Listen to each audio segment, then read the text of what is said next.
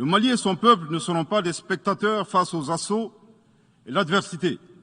Pour chaque mot employé de travers, nous réagirons par réciprocité.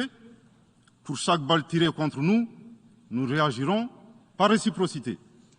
Pour la minorité qui serait tentée de ne pas respecter ces principes, nous leur promettons qu'ils feront face à des millions de Assimi Goïta, soucieux de défendre leur honneur, leur dignité et leurs intérêts vitaux. Après son allocution remarquée à la tribune des Nations Unies, accueil triomphal pour le premier ministre malien par intérim, le colonel Abdoulaye Maïga. Au moment où son avion se pose enfin dans l'après-midi sur le tarmac de l'aéroport international de Bamako en provenance de New York, une foule de Maliens l'y attend de pied ferme au cri de slogans patriotiques.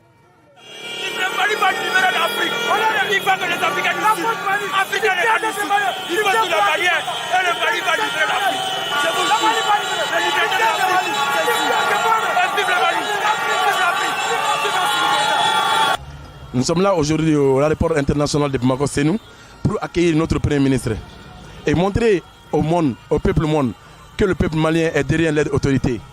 On va soutenir notre transition, on va nous battre jusqu'à la fin, même s'il faut notre sang, nous irons de l'avant. D'après Thomas Sankara, l'esclave qui n'est pas capable d'assumer sa révolte, il ne mérite pas que son sapé soit sur son sort.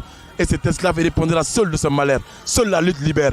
C'est pour cela que le peuple malien est en train de lutter pour notre souverain, pour notre pays. Nous avons longtemps vraiment duré dans cette position de suivisme où nous avons été malmenés, nous avons été traités comme si nous n'étions pas des humains.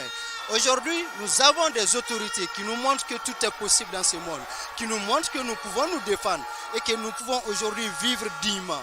Il est temps qu'on nous respecte. Je suis là aujourd'hui pour montrer que je suis fier de mon pays, pour montrer que je suis engagé à me battre pour mon pays.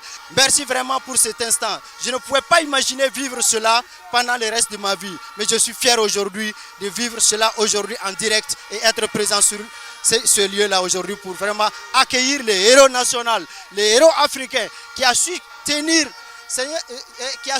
aujourd'hui le langage qu'il fallait devant les grands de ce monde. Pour les Maliens présents ici à l'initiative du mouvement Yerewolo, le colonel Abdoulaye Maïga a brisé les codes.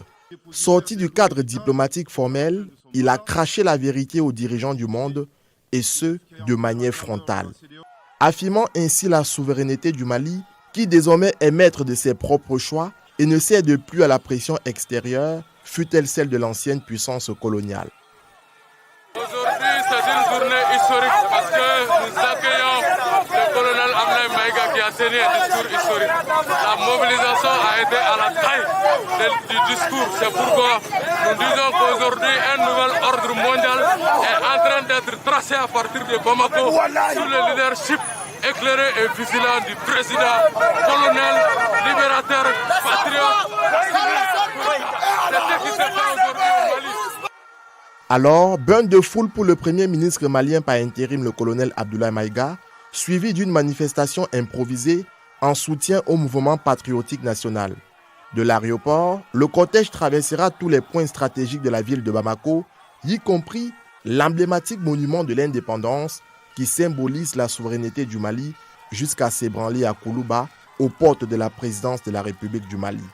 Le point d'orgue d'une participation spéciale du Mali à la 77e session de l'Assemblée générale des Nations unies. Le discours du premier ministre malien par intérim, le colonel Abdoulaye Maïga, rentrera à coup sûr dans les annales de l'histoire.